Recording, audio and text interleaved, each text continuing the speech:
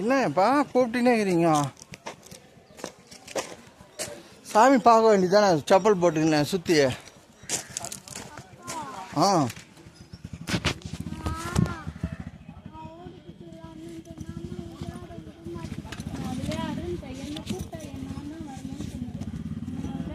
இல்லை அப்பா கொஞ்ச நேரம் அப்பா கொடுக்க தானேப்பா. ஏன்பா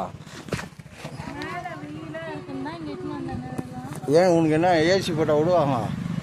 மேலே நல்லா தான் சொல்லுங்க. ஆ அடிக்கடிக்காக வர போகிறோம் வா. ஆ கொடு தண்ணி விட்டு நான் சாப்பிட்டுக்கிறேன்.